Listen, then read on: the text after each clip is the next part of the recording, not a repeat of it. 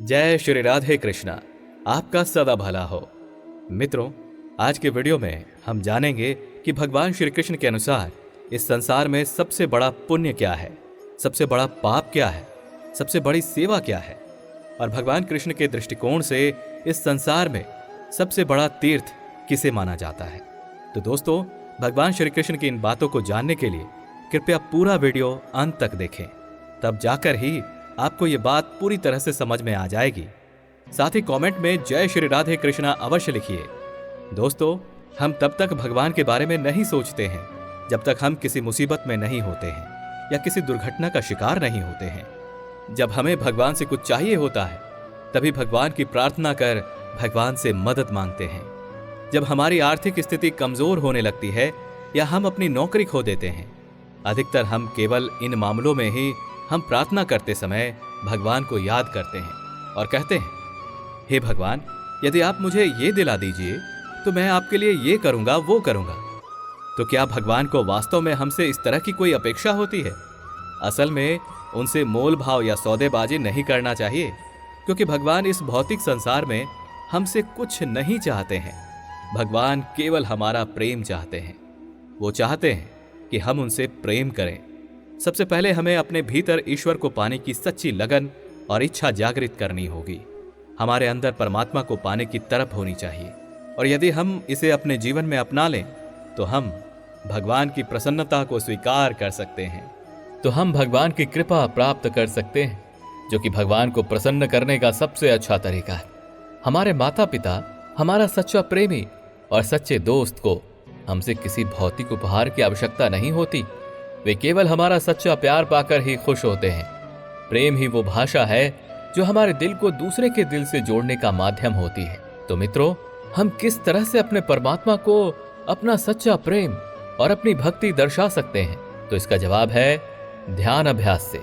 ध्यान अभ्यास एक संकेत है कि हम ईश्वर से प्यार करते हैं और ईश्वर का साक्षात्कार करना चाहते हैं। ध्यान अभ्यास में केवल 5 मिनट के लिए ध्यान करना पर्याप्त नहीं।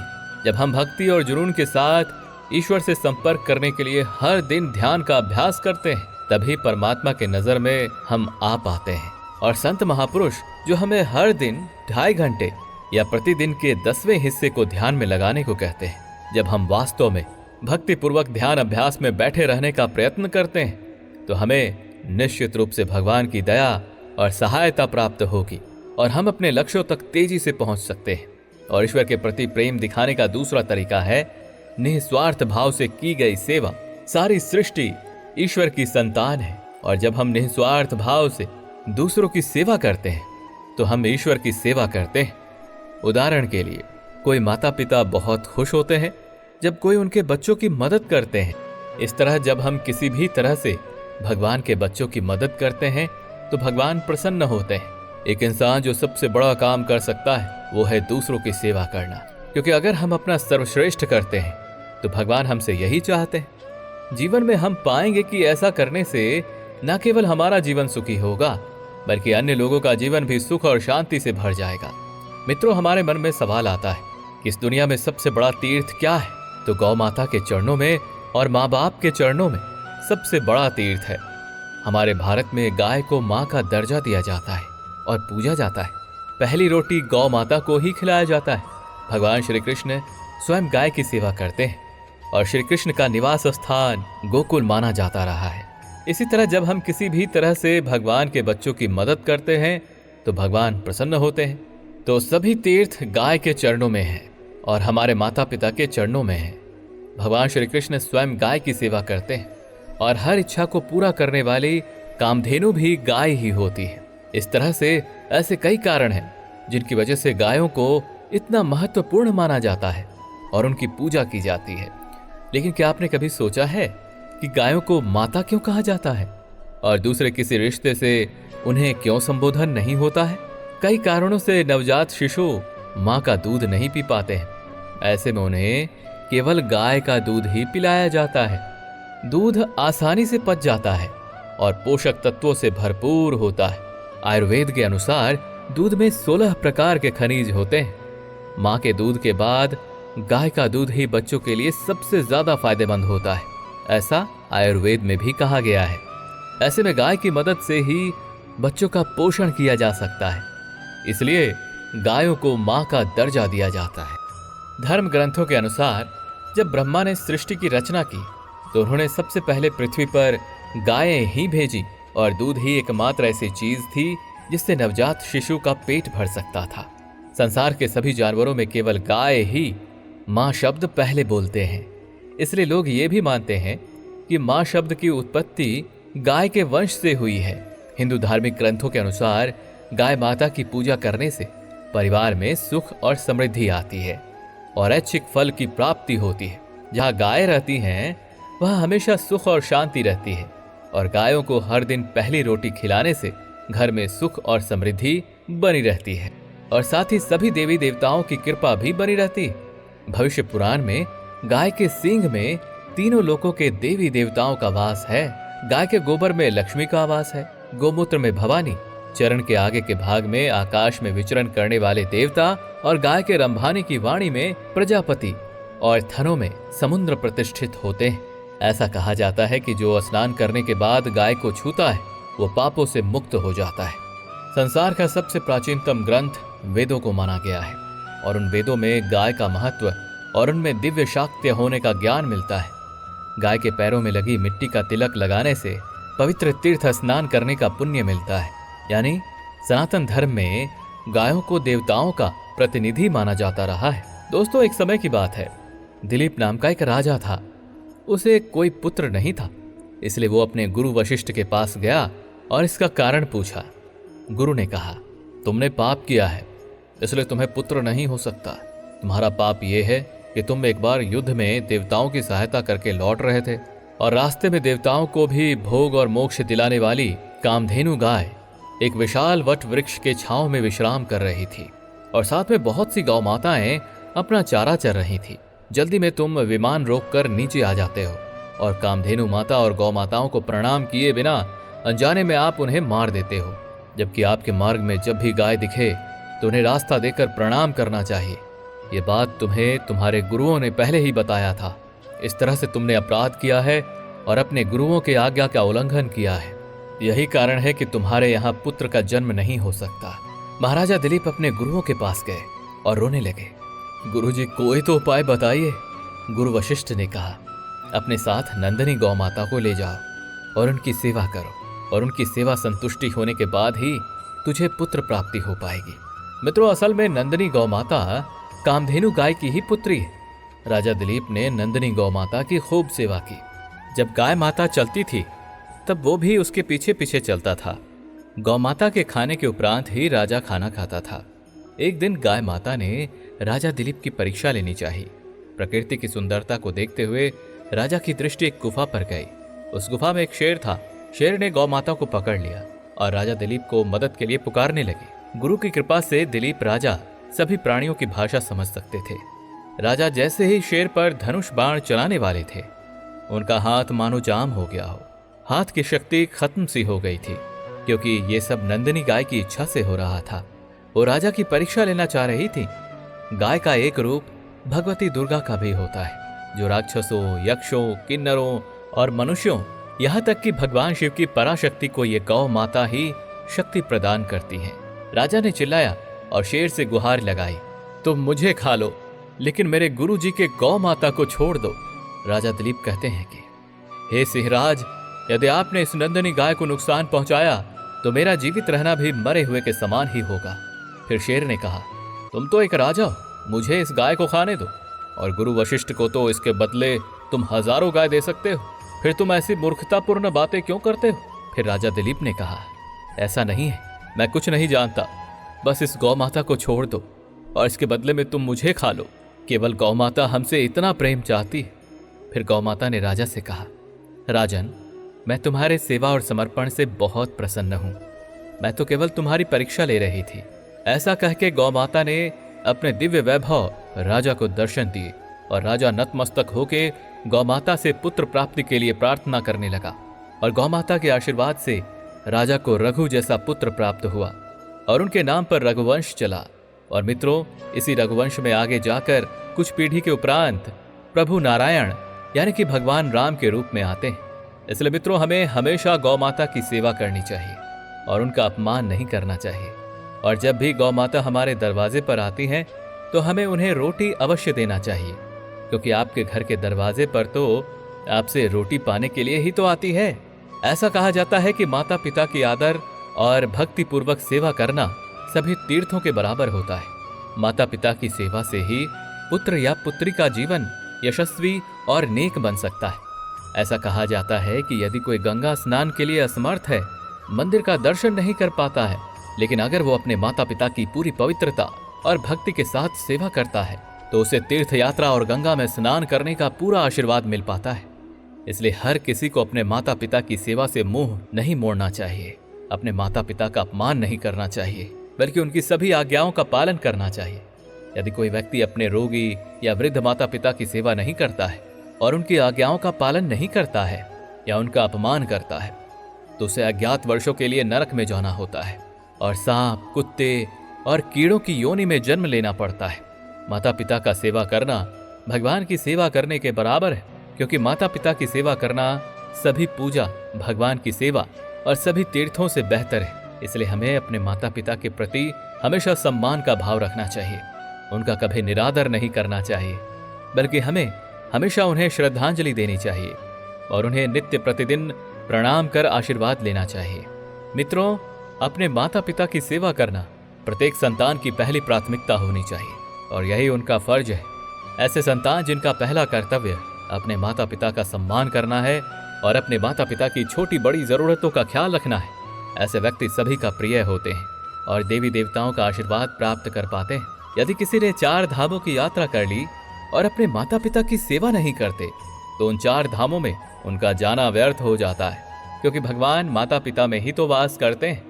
यदि मनुष्य को स्वर्ग की प्राप्ति करनी है तो उसे माता पिता के चरणों में ही सुख पाना चाहिए और माता पिता को किसी भी प्रकार से दुखी नहीं करना चाहिए। भगवान श्री कृष्ण कहते हैं, व्यक्ति को कभी भी अहंकारी नहीं होना चाहिए। अहंकारी मनुष्य के लिए यह तय कर पाना संभव नहीं है कि क्या अच्छा है और क्या बुरा। चाहे कोई व्यक्ति कितना भी अमीर और समृद्ध क्यों ना हो जाए, उसे अपनी क्षमताओं के बावजूद एक सामान्य व्यक्ति की तरह ही जीवन जीना चाहिए। प्रभु श्री राम को पुरुषोत्तम क्यों कहा जाता है? भगवान श्री राम के पास किसी धन वैभव की कमी नहीं थी, फिर भी वो आम व्यक्ति की तरह रहते थे और उनमें दूसरों के प्रति सेवा की भावना थी, इसीलिए उन्हें पुरुषोत्तम राम कहा जाता है। दरअसल जिस दिन व्यक्ति अपने अहंकार को त्याग देता है तो वो महान बन जाता है। माता पिता की सेवा ही संसार में सबसे बड़ा पुण्य कर्म है। जो प्रत्यक्ष देवता है, भले ही आप मंदिरों में पूजा ना करते हो, कथा नहीं सुनते हो, मंदिरों में नहीं जाते हो तो चल सकता है, लेकिन अगर आपने माता पिता को सेवा नहीं करी तो ये नहीं चलने वाला। जो अपने माता पिता को कष्ट पहुंचाते हैं वो अपने जीवन पर्यंत सुखी नहीं रह सकता। माता पिता अपने जीवन में केवल 2 बार आंसू बहाते हैं, एक बार जब उनकी बेटी घर छोड़कर जाती है और दूसरी बार तब जब उनका बेटा अपनी माँ बाप से मुंह मोड़ लेता है।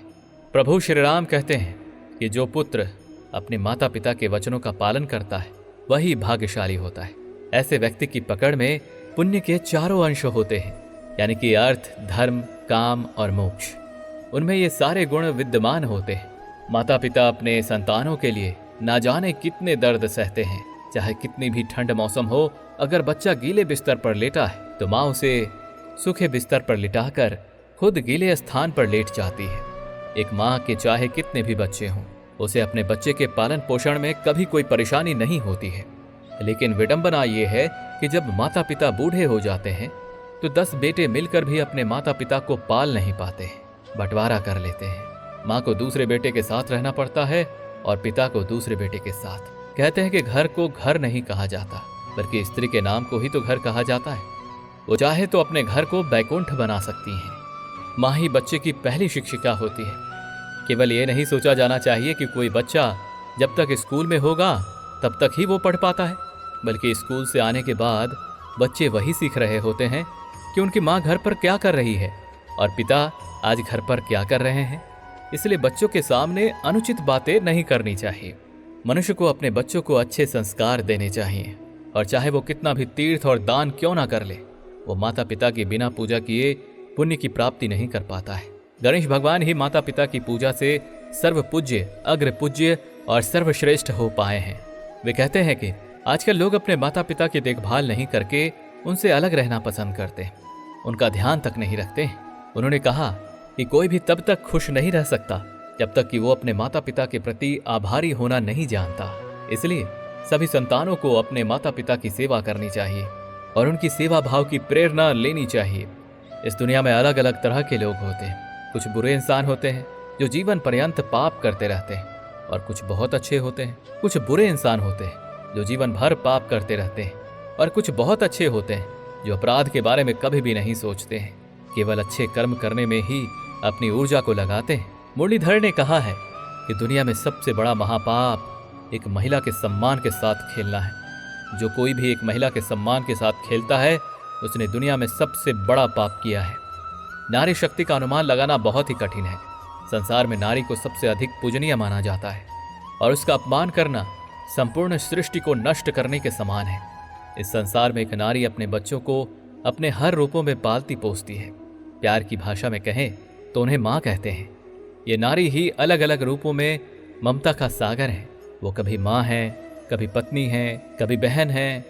हर रूप में केवल वो ममता और स्नेह ही बांटती हैं। सभी ग्रंथों में कहा गया है कि स्त्री का सम्मान करना चाहिए, नहीं तो स्त्री को कष्ट देने वाला मनुष्य ना जाने कितने ही पापों का भोगी बन जाता है। मनुस्मृति के अनुसार जिस समाज में महिलाओं के लिए कोई आदर या सम्मान नहीं है, जहां महिलाओं को अपमानित किया जाता है, वहां दिव्य गुणों से युक्त मनुष्य और देवता निवास नहीं करते। वहां कोई भी व्यवस्थाएं, क्रियाएं सफल नहीं हो पाती हैं। अर्थात जहां स्त्री का सम्मान और आदर नहीं होता, जहां नारियों का अपमान, तिरस्कार और उनको भोग की वस्तु समझने आदि जैसे कुत्सित होते हैं, ऐसा समाज देवताओं का नहीं बल्कि अज्ञानी, मूर्ख और राक्षसी प्रवृत्तियों वाले लोगों का निवास स्थान बन जाता है।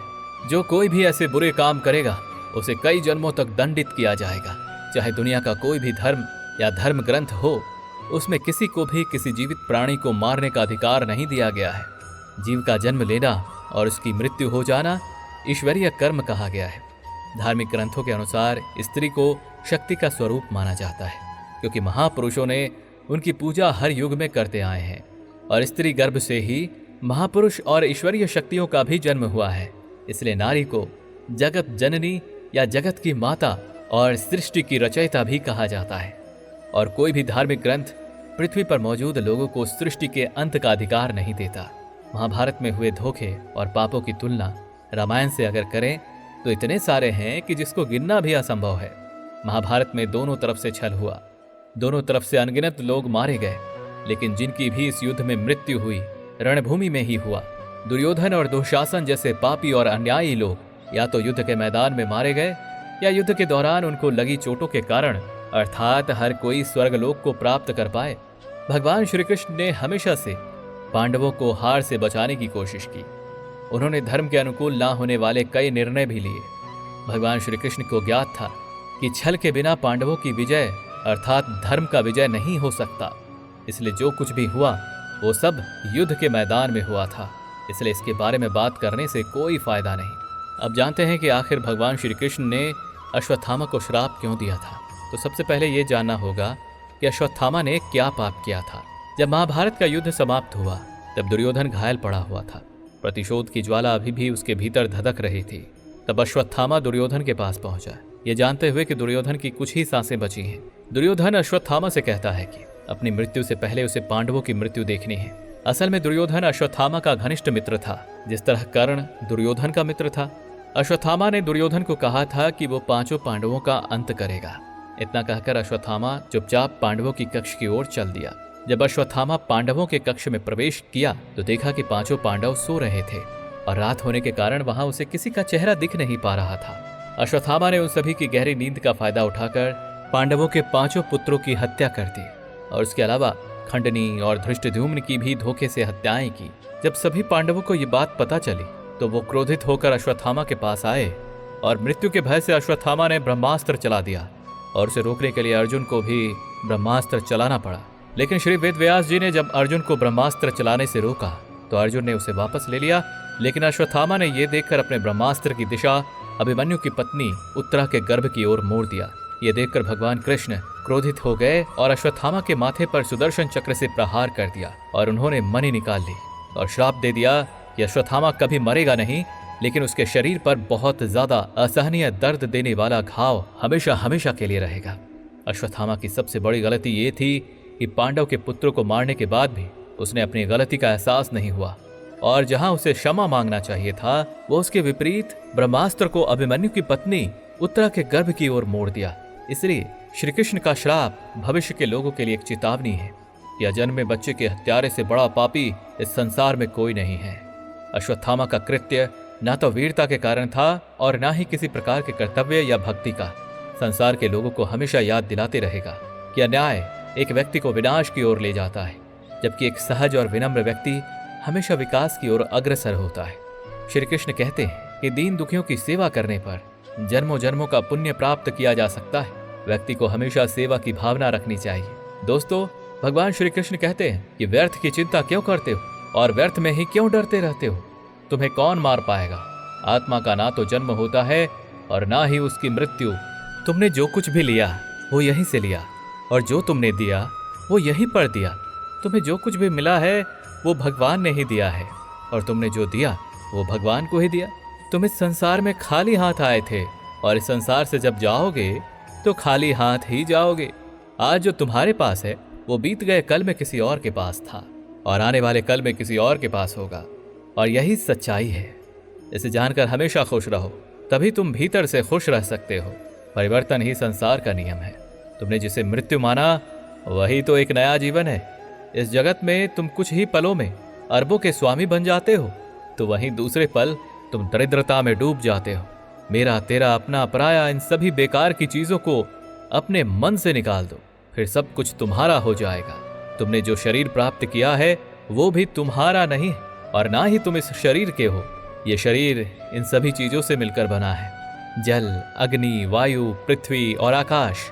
तुम्हारा ये शरीर इन्हीं चीजों में विलीन हो जाएगा, लेकिन तुम्हारे शरीर के भीतर की आत्मा स्थिर है, अचल है। इसलिए तुम्हें स्वयं को भगवान के सहारे छोड़ देना चाहिए, और यही तुम्हारे लिए सर्वोत्तम उपाय है। और जो प्रभु के सहारे हो जाता है वो चिंता, भय और सभी दुखों से मुक्ति को पा लेता है। दोस्तों, कभी कभी हम अपनी समस्याओं का समाधान नहीं ढूंढ पाते हैं, और कई आपदाओं का सामना करते हुए हम बहुत दुखी हो जाते हैं। बहुत लोग तो अपने गुस्से पर अपना आपा ही खो देते हैं। दुख या अपनी समस्याओं को देखकर विचलित हो जाते हैं और फिर उससे भागने लग जाते हैं। तो उस स्थिति में भगवद गीता में दिए गए उपदेश को सुनकर और समझकर हमारे जीवन की सभी समस्याओं का आसानी से हल किया जा सकता है, जिससे हम अपने जीवन को बेहतर तरीके से जी सकते हैं। और इसके अलावा ये हमें अपने जीवन में किस तरह से सफलता प्राप्त करनी है इसकी भी प्रेरणा देती है। महाभारत के युद्ध के दौरान भगवान श्री कृष्ण ने अर्जुन को गीता के उपदेश के बारे में बताया, जिसे सुनकर अर्जुन को परम ज्ञान की प्राप्ति हुई। तो गीता का उपदेश केवल सिर्फ अर्जुन के लिए नहीं था, बल्कि संपूर्ण सृष्टि, संपूर्ण मानव जाति के लिए है। श्रीमद् भगवद गीता के एक श्लोक में भगवान श्री कृष्ण ने मानव शरीर की तुलना एक कपड़े से किया है, जिसका अर्थ है कि मानव का शरीर एक अस्थायी वस्त्र की तरह है, जिसे आत्मा को हर जन्म में बदलना होता है। और इसलिए भगवद गीता हमें ये शिक्षा देती है कि हमें किसी भी मनुष्य को उसकी आत्मा से जानना चाहिए, और उनकी आत्मा से हमें प्रेम करना चाहिए। हमें मानव शरीर के प्रति आकर्षित नहीं होना चाहिए, हमें मानव के हृदय को समझना चाहिए, और यही उचित है। जो व्यक्ति केवल मानव शरीर से प्रेम करता है उसे गीता का उपदेश अवश्य ही जानना चाहिए, और ये उनके लिए बहुत कुछ साबित हो सकता है। गीता के उपदेश में भगवान श्री कृष्ण ने कहा है कि मनुष्य को जन्म और मृत्यु के चक्र को अच्छे से समझना चाहिए, क्योंकि सबसे बड़ी बात यह है क्योंकि मानव जीवन का एकमात्र सत्य मृत्यु है। क्योंकि जो भी मनुष्य संसार में जन्म ले चुका है तो उसे इस दुनिया को छोड़ना ही इस दुनिया का अटल सत्य है। लेकिन ऐसा नहीं कहा जा सकता कि कोई मनुष्य अपनी मौत से भयभीत नहीं होता, लेकिन ये कहना कि हर किसी को अपना मौत का डर रहता है, ये हमेशा सत्य नहीं होता। इसलिए लोगों को जीवन के अटल सत्य को अवश्य जानना चाहिए, ताकि अपने वर्तमान जीवन में खुशहाली लाया जा सके। भगवान श्री कृष्ण कहते हैं कि क्रोध मनुष्य में भ्रम लाता है, और भ्रम हमारी बुद्धि को नष्ट कर देता है। कहने का मतलब है कि जब आदमी क्रोध में होता है तब उसकी बुद्धि काम नहीं करती, तर्क वितर्क करने की क्षमता नष्ट हो जाती है। इसलिए किसी के मन में जब गुस्सा आए तो अपने ऊपर काबू करना सीखना चाहिए। कई बार इंसान गुस्से में ऐसा कुछ कर बैठता है कि उसे बाद में बहुत भारी नुकसान उठाना पड़ जाता है। भगवान श्री कृष्ण ने गीता के सार में कहा है कि कोई भी मनुष्य अपने कर्मों से विमुख नहीं हो सकता, इसका मतलब है कि मनुष्य अपने साधारण ज्ञान के साथ अपने कर्मों में लगा रहता है। उसे अपने कर्मों से मुंह नहीं मोड़ना चाहिए या उन्हें अपने कर्मों को त्यागना नहीं चाहिए। उसी प्रकार यदि कोई व्यक्ति अपने कर्मों से भटक जाता है या अपने कर्म करना बंद कर देता है तो वो वास्तव में अपने मार्ग से भटक जाता है। मनुष्य को अपने कर्मों को करते रहना चाहिए और यही संसार का नियम है। जब कोई व्यक्ति अपने कर्म से बचना चाहता है या अपने कर्मों को करना बंद कर देता है तो ऐसी स्थिति में वो व्यक्ति दिल से टूट जाता है, अर्थात व्यक्ति का जो स्वभाव होता है उसी के अनुसार वो अपना कर्म करता है। गीता के सार में मानव के दृष्टिकोण के बारे में बताया गया है, जहां लिखा है कि व्यक्ति को ज्ञान और कर्म को एक समान रूप से देखना चाहिए और जो अहंकारी व्यक्ति होते हैं जिन्हें कोई ज्ञान नहीं होता वो हर चीज को गलत नजरिए से देखते हैं। गीता सार में यह भी बताया गया है कि ऐसे व्यक्ति अपने मन को काबू नहीं कर पाते हैं। ऐसे व्यक्ति का मन उसके लिए शत्रु के समान बन जाता है, क्योंकि मन के द्वारा मस्तिष्क पर गहरा प्रभाव पड़ता है। जैसे जब व्यक्ति का मन स्थिर होता है तो वो अपना काम भी सही तरीके से कर लेता है। गीता सार में हमें यह भी बताया गया है कि व्यक्ति को सबसे पहले खुद का आत्म मूल्यांकन अवश्य करना चाहिए। आत्म मूल्यांकन का अर्थ होता है स्वयं को जानना, अपनी क्षमता को बेहतर ढंग से जानना चाहिए और ऐसा करने से कोई भी मनुष्य आत्मज्ञान को प्राप्त कर सकता है। जब तक व्यक्ति स्वयं के बारे में नहीं जान लेता तब तक उसका उद्धार नहीं हो सकेगा। भगवत गीता में श्री कृष्ण ने कहा है कि हर किसी को खुद पर भरोसा होना चाहिए, क्योंकि जो व्यक्ति स्वयं पर विश्वास करते हैं वो निश्चित रूप से सफलता को प्राप्त कर लेते हैं और जो मनुष्य जैसा विश्वास रखता है वो वैसा ही बन जाता है। भगवान श्री कृष्ण इस उपदेश में बताते हैं कि व्यक्ति को अपना कर्म करते रहना चाहिए और ये तो उन्हें बिल्कुल भी नहीं सोचना चाहिए कि उन्हें अपने कर्मों का कौन सा फल मिलने वाला है, क्योंकि कर्म का फल प्रत्येक मनुष्य को तो मिलना ही है। इसलिए व्यक्ति को अपने कर्मों के फल के बारे में चिंता नहीं करनी चाहिए, बल्कि अपने कर्म पर ध्यान केंद्रित करना चाहिए। और ऐसा वो अगर करता है तो वो सच्चे मन से और ईमानदारी से अपना कर्म करता नजर आएगा। मनुष्य के जीवन में सुख दुख दोनों ही स्थिति का अनुभव होता रहता है। किसी भी मनुष्य के जीवन में सुख और दुख का आना जाना लगा रहता है। सुख की स्थिति में कोई व्यक्ति बहुत अधिक खुश हो जाता है और दुख की स्थिति में व्यक्ति बहुत निराशा अनुभव करता है। तो चाहे सुख की स्थिति हो या दुख की, व्यक्ति को अपने विचारों पर नियंत्रण रखना चाहिए और अपने मन मस्तिष्क को स्थिर रखना चाहिए। जब कोई भी व्यक्ति परिणाम की चिंता किए बिना सांसारिक इच्छाओं को त्याग कर अपना केवल कर्म करता है तो वो योग की स्थिति में होता है। और जो अपने मन को नियंत्रित कर लेता है उसका मन ही उसका सच्चा मित्र बन जाता है। लेकिन जो व्यक्ति अपने मन को नियंत्रित कर पाने में असमर्थ होता है उसका मन उसके लिए सबसे बड़ा शत्रु बन जाता है। और यदि मनुष्य अपने मन पर विजय पा लेता है तो उसे परमात्मा की प्राप्ति हो जाती है। यानी कि जिसने ज्ञान प्राप्त कर लिया उसके लिए सुख दुख, गर्मी सर्दी, मान और अपमान एक समान हो जाता है।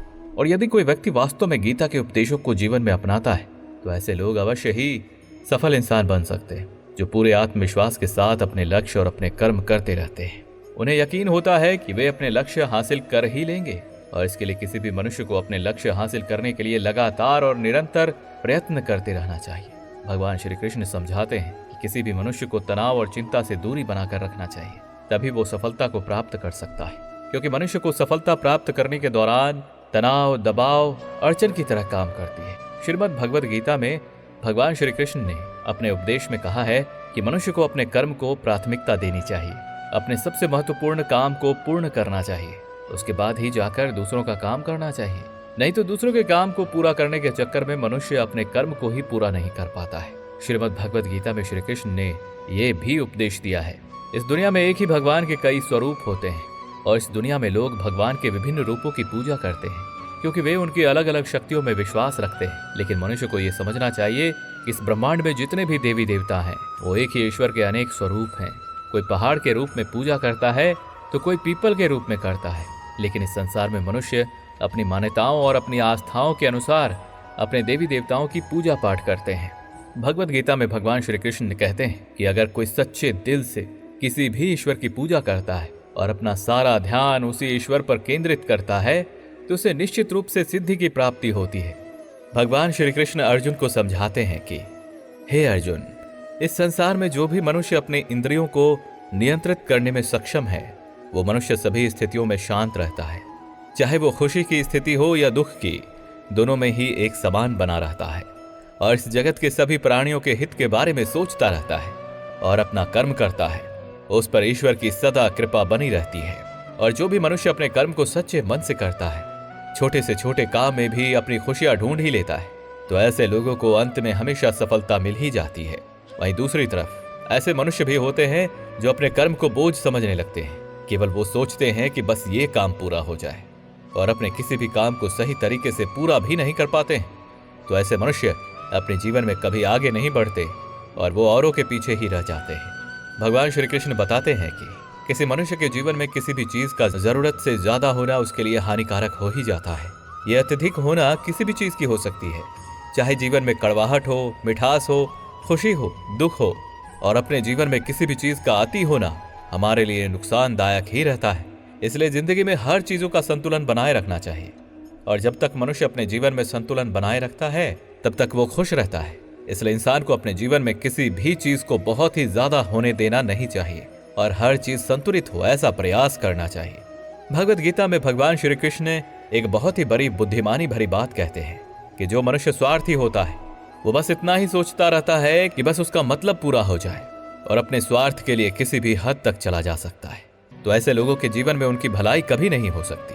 उसका स्वार्थ उसे बाकी लोगों से दूर कर देता है और उसे नकारात्मक स्थिति में पहुंचा देता है। इस तरह से वो इस दुनिया में अकेला रह जाता है। इसलिए भगवान कहते हैं कि जो स्वार्थी व्यक्ति होता है वो दर्पण में बिखरी हुई धूल की तरह होता है और वो अपना सच्चा प्रतिबिंब भी कभी नहीं देख पाता है। इसलिए यदि कोई चाहता है कि उसका जीवन खुशियों से भर जाए तो उसे अपने आसपास स्वार्थ को भटकने भी नहीं देना चाहिए। जो स्वार्थी होता है वो अपनी गहरी दोस्ती में केवल और केवल खुद के बारे में ही सोचता है, अपने मतलब के बारे में ही सोचता है।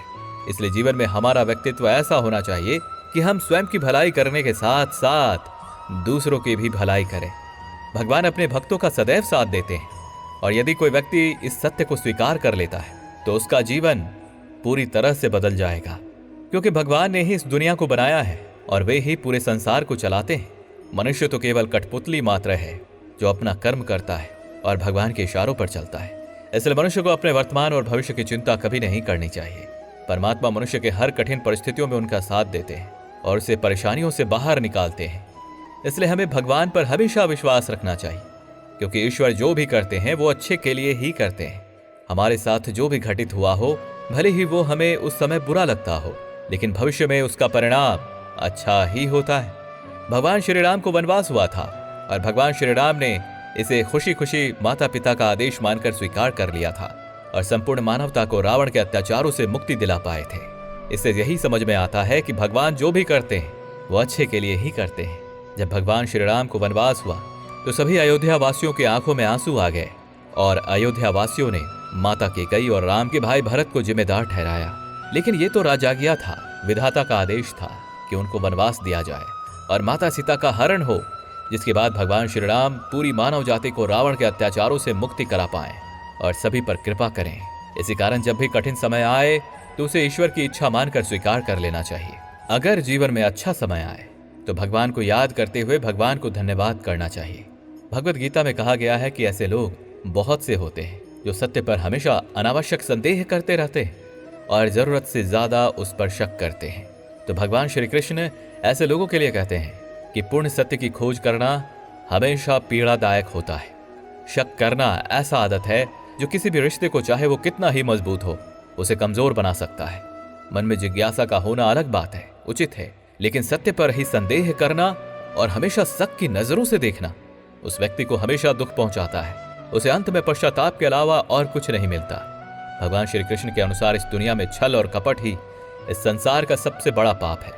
मनुष्य काम, लोभ और क्रोध के वशीभूत होकर पाप को करता है। इस संसार में जानवरों को मारना पाप है और बिना कारणों से पेड़ों को काटना भी पाप है।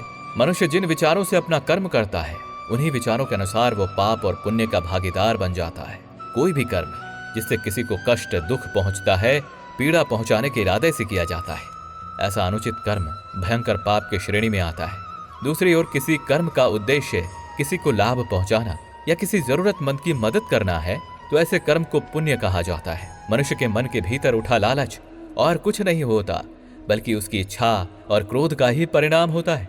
इसलिए श्री कृष्ण ने वासना या किसी तीव्र इच्छा को सभी बुराइयों का जड़ बताया है।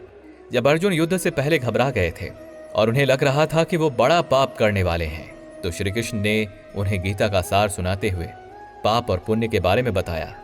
भगवान के अनुसार अपने कर्म से भागना और दूसरों के निजी मामलों में दखल देना घोर पाप है। अपने कर्तव्यों को पूरा मन लगाकर और ईमानदारी से निभाना ही पुण्य होता है। चोरी, हिंसा, चुगलखोरी, काम, झूठा व्यवहार, निष्ठुर भाषण, भेदभाव भरे वचनों से किसी के दिल को दुखाना, अवैध आचरण और नास्तिकता, ये सभी पाप कर्मों के ही रूप हैं। इन्हें अपने मन से त्याग देना चाहिए और यही उचित है। श्री कृष्ण कहते हैं कि जिस तरह से सूर्योदय रात के अंधकार को नष्ट कर देता है, उसी प्रकार ज्ञान का प्रकाश अज्ञानता को नष्ट कर देता है। फिर मनुष्य ईश्वर के मार्ग से विचलित नहीं होता। ज्ञान प्राप्ति के बाद ही मनुष्य को यह समझ में आ जाता है कि कैसे कर्म पाप और वही कर्म पुण्य कैसे हो जाता है। अर्जुन बहुत असमंजस में पड़ गए और वो श्री कृष्ण से कहते हैं कि हे माधव, एक ही कार्य पाप और वही कार्य पुण्य कैसे हो सकता है। श्री भगवान कहते हैं कि जब कोई व्यक्ति किसी बूढ़े और कमजोर व्यक्ति इंसान को उसके धन को लूटने के लिए उसकी हत्या कर डालता है तो वो क्या है। तो अर्जुन कहते हैं कि ये तो पाप है। फिर भगवान कहते हैं कि यदि असहाय स्त्री के सम्मान का कोई हरण करता हो, उसे कष्ट पहुंचाता हो, तो असहाय स्त्री की रक्षा करने के लिए किसी व्यक्ति ने यदि उस दुष्ट की हत्या कर डाली तो ये कौन सा कर्म होगा। तो अर्जुन कहते हैं कि ये तो साफ साफ है कि एक असहाय महिला की रक्षा करना पुण्य है। इस पर श्री कृष्ण कहते हैं कि तुमने खुद ही अपने प्रश्न का उत्तर दे दिया पार्थ। यहाँ तो कर्म एक ही है कि किसी की हत्या करना, तो उसके पीछे भावना क्या है, उस कर्म को करने वाले की मंशा क्या थी। और इसी अंतर के कारण एक कर्म पाप भी हो सकता है और वही कर्म पुण्य भी हो सकता है। श्री कृष्ण कहते हैं कि मनुष्य कर्म को जिस भावना से पूरा करता है तो वही या तो पाप में बदलता है या पुण्य में बदल जाता है। भगवान की दृष्टि में मनुष्य जो भी अच्छे और बुरे कर्म करता है तो उनके इन सभी कर्मों का लेखा जोखा उनके मृत्यु के बाद अवश्य ही लिखा जाता है और उसके अनुसार ही उस मनुष्य को पुनर्जन्म या नरक की सजा मिलती है। भगवान की नजर में आपके जो भी अच्छे कर्म हैं वो पुण्य कहलाता है और आपके बुरे कर्म पाप कहलाता है। श्री कृष्ण कहते हैं कि यदि कोई मनुष्य मर्यादा और धर्म की रक्षा के लिए अगर क्रोध करता है तो उसका क्रोध भी पुण्य बन जाता है। कोई सिर्फ बहुत सहन करता है और उसकी ये सहनशीलता धर्म और मर्यादा की रक्षा नहीं कर पाता है तो उसका ये कर्म पाप बन जाता है। चाहे इंसान हो या जानवर, किसी भी भूखे को दिल से खाना खिलाना बहुत बड़ा पुण्य का काम होता है। अगर किसी के पास आश्रय नहीं है, चाहे वो मनुष्य हो या जानवर, तो उन्हें आश्रय देना ये भी पुण्य कहलाता है। यदि किसी के पास दूसरों को देने के लिए ना तो पैसे हैं और ना ही भोजन, तो वो अपनी मीठी बातों से दूसरों के दुख को खुशी में बदल सकता है, यानी कि उन्हें सुख पहुंचा सकता है। एक समय की बात है, एक राजा था जो अपनी प्रजा की खूब सेवा करता था। वो अपनी प्रजा के हित के लिए नई नई योजनाएं लाया करता था और उसे पूरा भी करता था। वो अपना सारा समय लोगों की भलाई में ही बिता देता था, यहाँ तक कि जो मोक्ष का साधन है यानी कि भगवान का भजन, उसके लिए भी उसके पास समय नहीं मिल पाता था। एक दिन की बात है, जब वो सुबह सुबह जंगल की ओर जा रहे थे तो रास्ते में उन्हें एक देव का दर्शन हुआ। राजा ने उन्हें प्रणाम किया और उस देव के हाथ में एक बड़ी सी किताब के बारे में पूछा। महाराज, आप अपने हाथों में ये कौन सी पुस्तक लिए हुए हैं? तो देव ने कहा, राजन, ये हमारी बही खाता है जिसमें उन सभी का नाम है जो भजन कीर्तन करते हैं। तो राजा ने आश्चर्य होकर देव से पूछा कि हे महाराज, कृपया ये बताइए कि इस किताब में मेरा नाम है भी कि नहीं। तब देव ने किताब के हर एक पन्ने को पलट दिया, लेकिन कहीं भी राजा का नाम उन्हें दिखाई नहीं दिया। तब राजा ने देव से कहा, महाराज, आप चिंता ना करें, आपकी खोज में कोई भी कमी नहीं। वास्तव में मैं ही बदकिस्मत हूँ कि मैं भजन कीर्तन के लिए भी समय नहीं निकाल पाता हूँ और इसी कारण से मेरा नाम यहाँ पर नहीं हो सकता है। उस दिन राजा को आत्मगिलानी सताने लगी, लेकिन फिर भी राजा ने इसे नजरअंदाज कर दिया और फिर से लोगों की सेवा कल्याण में लग गए।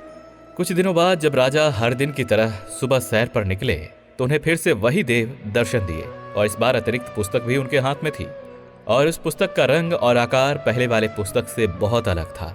तो राजा ने फिर से आश्चर्य से पूछा, महाराज, आपने आज कौन सी दूसरी पुस्तक ले रखी है? तो देव ने कहा, हे राजन, आज मैं जो बही खाता लिए हुए हूँ उसमें उन्हीं लोगों के नाम हैं जो भगवान के सबसे प्रिय हैं। तब राजा ने कहा, ये लोग तो शायद बहुत ही भाग्यशाली होंगे क्योंकि वे लोग दिन रात भगवत भजन में ही ध्यान लगाते रहते होंगे।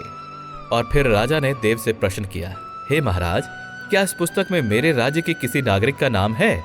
महाराज अपना बही खाता खोले और उन्होंने पाया कि पहले पन्ने पर पहला नाम राजा का ही था। राजा को बहुत ही आश्चर्य हुआ और पूछा, महाराज, इस पर मेरा नाम कैसे हो सकता है? इस पर देव कहते हैं कि जो लोग निस्वार्थ भाव से संसार की सेवा करते हैं, जो संसार की भलाई के लिए अपने प्राणों का भी बलिदान दे देते हैं और मोक्ष का लोभ ना रखते हुए ईश्वर की संतान की सेवा और सहायता में योगदान देते हैं, उन महान त्यागी लोगों का भजन स्वयं ईश्वर करते हैं। हे राजन, तुम इस बात पर पछतावा मत करो कि तुम ईश्वर की पूजा नहीं करते या कभी कभार करते हो। तुम लोगों की सेवा तो करते हो, इसलिए तुम वास्तव में भगवान की पूजा करते हो। निस्वार्थ सेवा और परोपकार दुनिया के किसी भी पूजा से सबसे ऊपर है। कर्म करते हुए 100 साल तक जीने की इच्छा रखते हो तो तुम कर्म बंधन में बंधे रह जाओगे। हे राजन, भगवान गरीबों पर बहुत दया दिखाते हैं। उन्हें चापलूसी बिल्कुल पसंद नहीं, उन्हें तो समर्पण पसंद है, दान करना पसंद है। आजकल अत्याचारियों द्वारा अनाथ, विधवा और किसानों को पीड़ित किया जाता है, तो ऐसे पीड़ितों की यथासंभव मदद करना और उनकी सेवा करना, यही सबसे बड़ा समर्पण है और सबसे बड़ी भक्ति होती है। मित्रों, आज राजा को देव के माध्यम से बहुत बड़ी ज्ञान की प्राप्ति हुई थी और राजा कहने लगा कि अब मैं समझ गया कि परोपकार से बड़ा इस संसार में कुछ भी नहीं है, और जो परोपकार निस्वार्थ भाव से करते हैं वही भगवान के सबसे प्रिय होते हैं।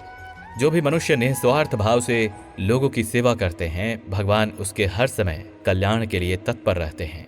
हमारे पूर्वजों ने कहा है कि परोपकाराय पुण्याय भवति, जिसका मतलब है कि दूसरों की सेवा करने को ही पूजा समझकर कर्म करना और परोपकार के लिए ही अपने जीवन को सार्थक बनाना सबसे बड़ा पुण्य है।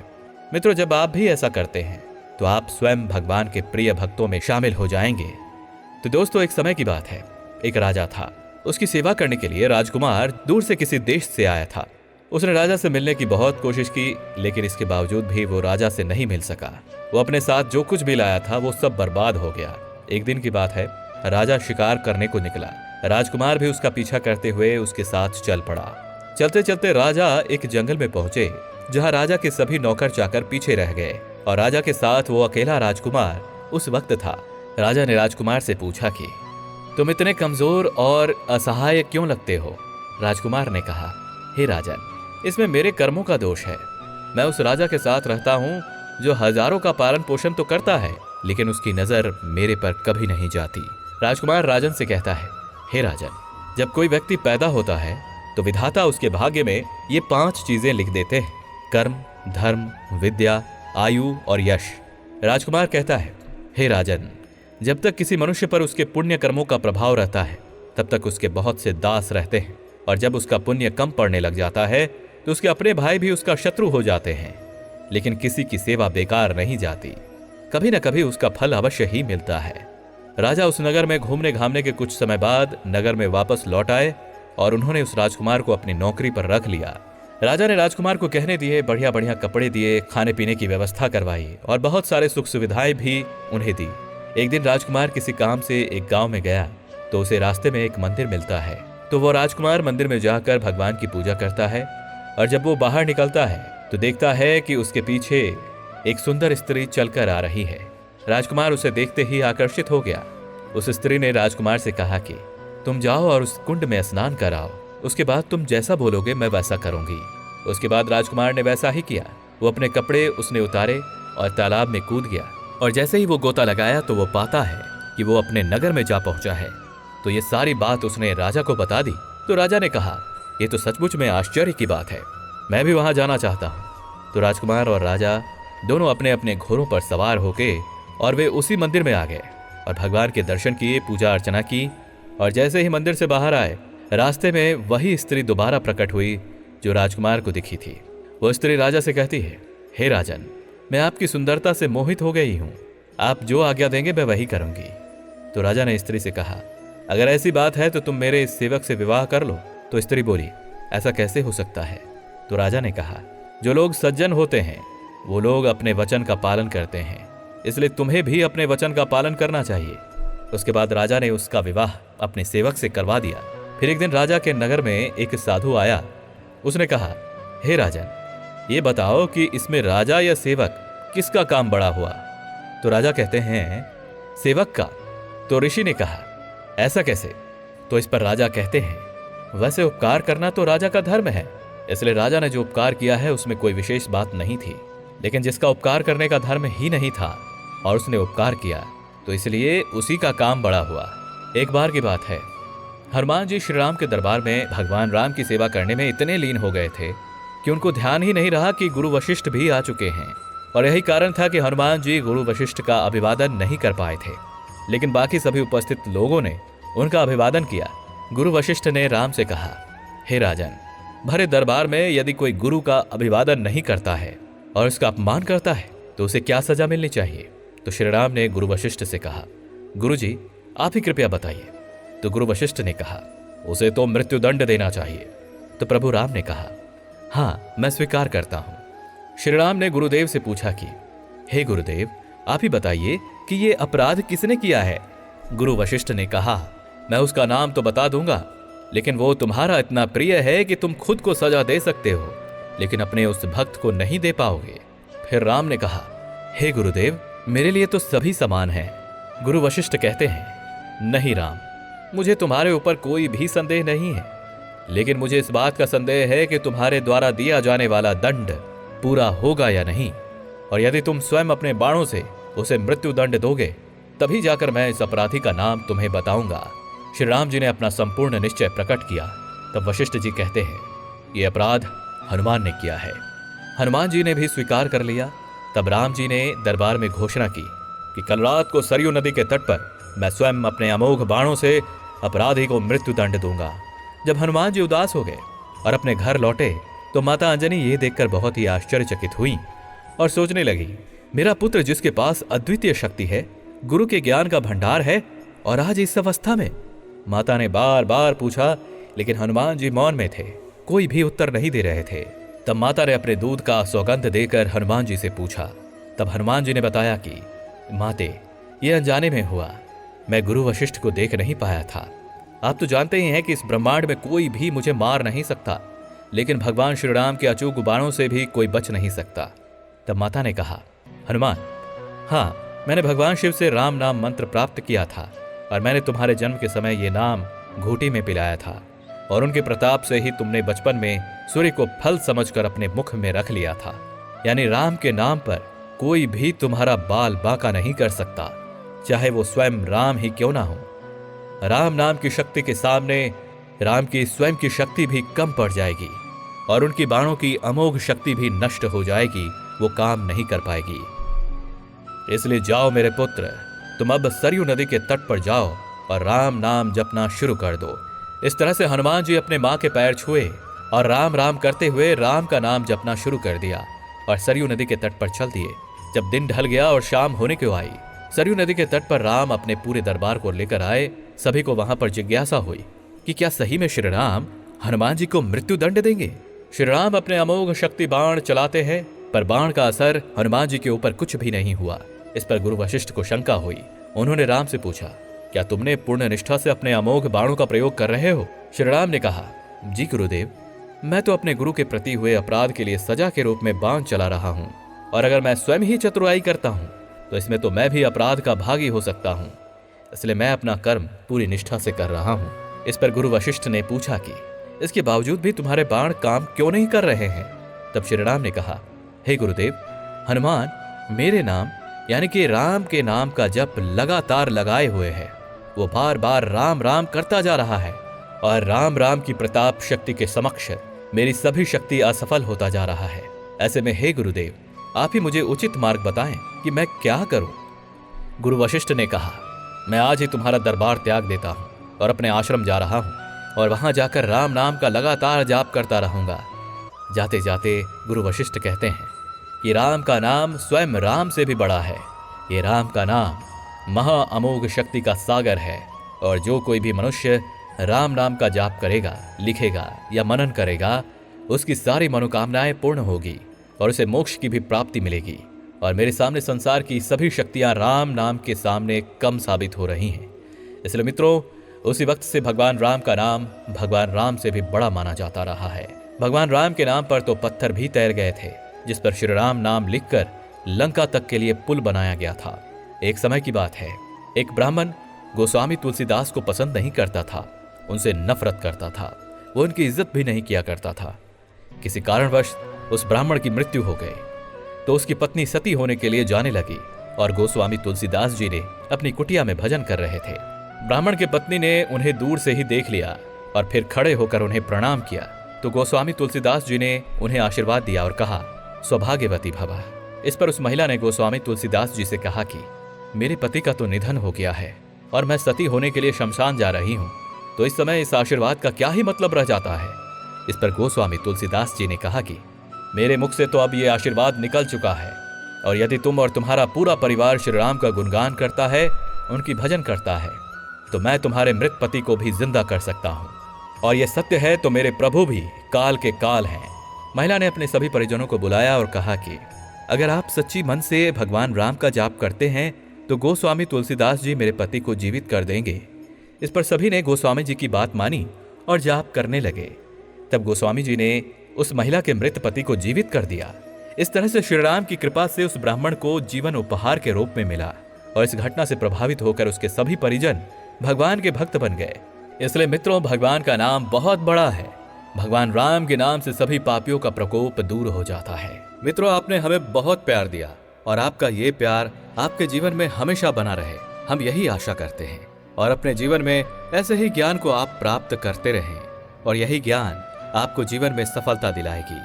और संसार में जो भी मनुष्य इस ज्ञान को सुनेगा, समझेगा और अपने जीवन में लागू करेगा, उस मनुष्य के जीवन में कितना भी दुख क्यों ना आ जाए, उसे आसानी से वो पार कर लेगा। तो मित्रों, ऐसे ही वीडियो को देखने के लिए आप हमारे चैनल को सब्सक्राइब कर लीजिए और बेल नोटिफिकेशन आइकन को ऑल पर सेट कर लीजिए, और साथ ही कमेंट में जय श्री राधे कृष्णा अवश्य लिख दीजिए। धन्यवाद। आपका सदा भला हो।